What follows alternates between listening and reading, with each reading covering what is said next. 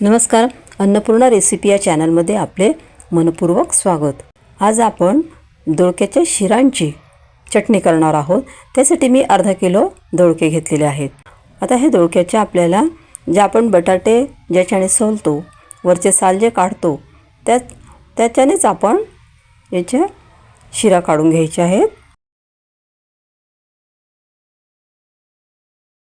सर्व दोडक्याच्या शिरा आपण काढून घेऊया।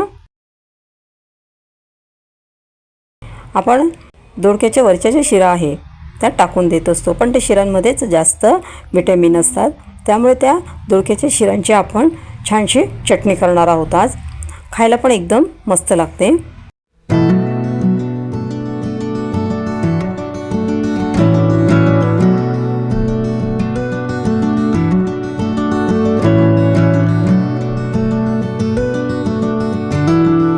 ह्या चॅनलवरती अतिशय छान छान रेसिपी टाकलेल्या आहेत, तर तुम्ही त्या या चॅनलवर जाऊन बघू शकता।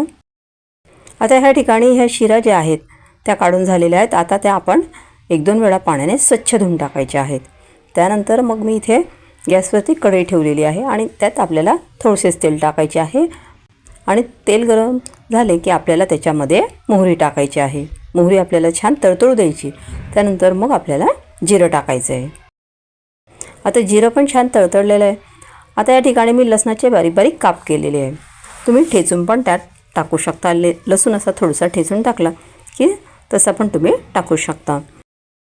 तर मी इथं लसणाचे बारीक बारीक काप केले, ते पण आता छान होऊ देते, लालसर ते होऊ दिलेले आहेत। आणि त्यानंतर मी यात थोडीशी धना पावडर टाकलेली आहे, थोडीशीच हळद टाकलेली पाव चमचा, आणि थोडी पाव चमचा जिरा पावडर पण टाकली आहे, आणि तिखट टाकलेले आहे, थोडासा हिंग टाकलेला आहे। आता जे शिरा होत्या त्या धुतलेल्या त्या आपण त्याच्यामध्ये टाकून द्यायच्या आहेत आणि चवीनुसार मीठ टाकायचं आहे आणि हे मिश्रण आपल्याला चांगलं मिक्स करून घ्यायचं आहे। त्यानंतर आपल्याला त्याच्यामध्ये थोडेसेच पाणी टाकायचे आहे, कारण आपल्याला शिरांची चटणी करायची आहे, त्यामुळे त्याच्यामध्ये थोडेसेच आपल्याला पाणी टाकायचे आहे।